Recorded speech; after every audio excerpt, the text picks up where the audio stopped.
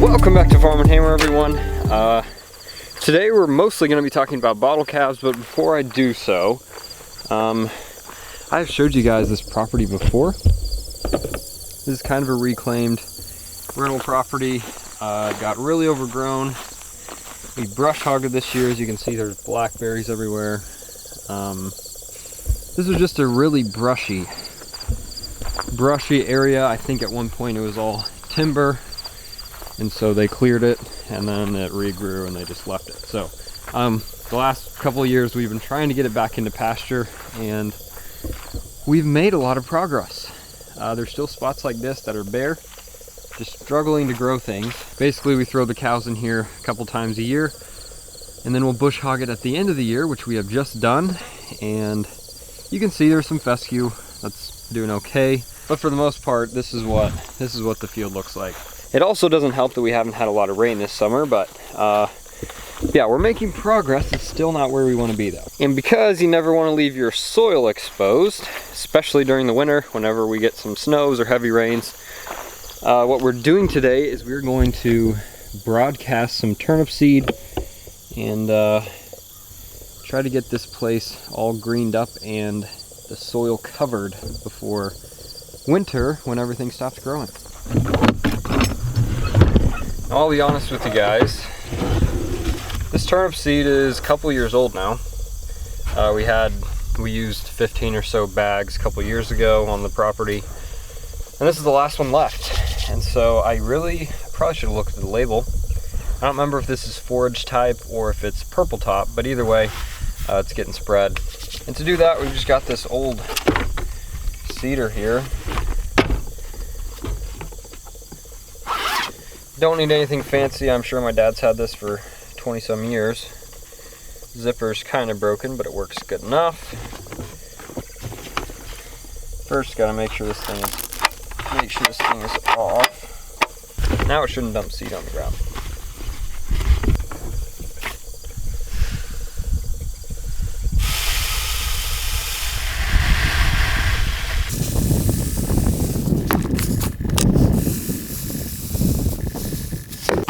For those of you wondering why we're using turnips here, sure, you can broadcast some kind of wheat, rye, winter rye, anything like that, triticale, whatever. But in a pasture situation like this, where we got a lot of other forages growing, all those other crops are gonna struggle to make it through here, and they won't grow as quick. And so turnips, number one, you can broadcast it and you know it's gonna come up. And in all these blank areas, it'll really fill in, and it'll even grow in between fescue. So it's a really easy thing to broadcast and a really easy thing to grow. So these long tubers are going to reach down, pull up nutrients, and then the cows will either eat the tops. Occasionally they don't. They're picky sometimes, but and sometimes they'll eat the tubers. It all depends on what type and what the cows are trained to do. I'm hoping these are forage type, so I'm hoping the cows will eat most of the tops off. And then all the tubers that the cows don't eat, they'll rot, and you brought nutrients up to the top of the soil that other plants can use next year. Now I'm gonna throw the seeder on and get to broadcast seeding this little field here.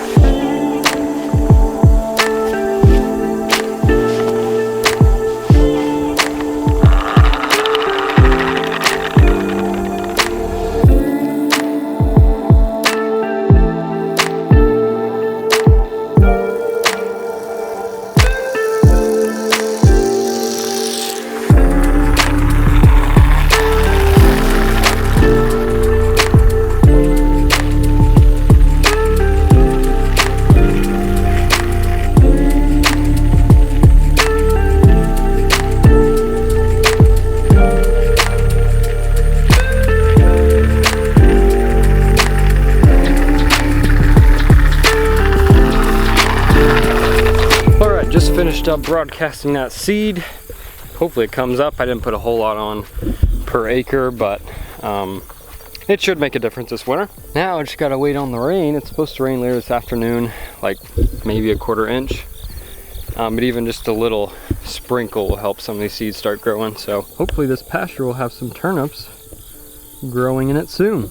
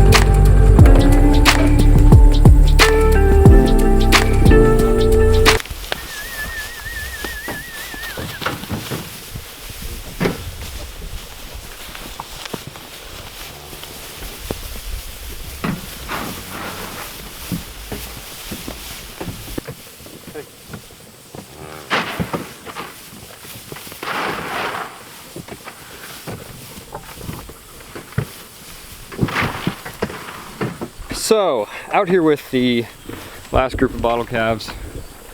So, as you can tell, calves are a little crowded around these 2 feeders. They were just moved into this field, and my nearest feeder is a long ways that way. So, another feeder's coming tomorrow, but today they're just gonna have to make do. So, now on to the question, am I getting more bottle calves this year, this fall specifically? And as you guys know, the first 2 groups I raised, at least here on YouTube, I raised them in the fall. And fall tends to be my favorite time. Even before I posted YouTube videos, we always raised bottle calves in the fall. And the main reason I like fall bottle calves so much is because a little less competition. Prices tend to be a little bit better in my area. This all depends on where you live, so don't base all your information off of me. If these calves were born in the fall, they'd be about this size right now whenever they're getting put on forage in the spring. So they would be big enough to start utilizing a lot of this grass that these spring calves weren't really able to utilize as well. So these calves are going to be big in the winter, and I'm going to have to feed them a lot more hay in the winter compared to fall born calves. So yes, I like raising bottle calves in the fall, but I have these 40 spring calves here, and I got a lot of money tied up with them, even though I'm feeding half the grain I did last year. Just a lot of money in calves, and I also have a lot of money saved up for 2 big projects, 2 major projects. One you will hopefully hear about, let's see, late October. And then the other one, it should be this year sometime. Both are really big projects I know you guys will be excited about. Yeah, I'm really pumped for those to take off. But 2 really big projects that require a relatively large investment, and so that's what I'm saving my money for at the moment. But anyway, this year's forecast for bottle calves, so far prices are looking decent, about the same that it was this past spring. So if you're looking into bottle calves, it's the time to do it, especially if you guys are still quarantined or something. Got the kids at home. This would be the time to raise some if you're going to, I'd say. But yeah, I've got my 18 heifers that are going to be preg checked here in a couple weeks. I've got these 40 calves, and I've also got my beef cows. So I'm also kind of running out of room for animals at the moment. And of course, the last major reason is my job. I'm working really strange hours, and I'm still working 5 to 6 days a week. Once again, strange hours, so I wouldn't be able to feed bottle calves on a schedule per se. So if you can't feed calves at the same time every day, you're gonna have a lot more problems than you should. So yeah, those are the reasons I'm not going to be raising bottle calves this fall. That doesn't mean I'm done raising bottle calves forever, especially on this channel. It just means this fall, I may get some more in the spring, I don't know. I'm for sure gonna sell these guys before I get any more bottle calves. But that being said, I still may be keeping all of the heifer calves because, as you guys can tell, all the heifers in this group look really good, and most of the steers don't look as good. So the heifers are looking really good, I'm really happy with them. So they may be ones I keep and try to breed and keep as beef cows. But yeah, that's the sad news. No more bottle calves this fall. Like I said, it may be next spring or even next fall before I get some more.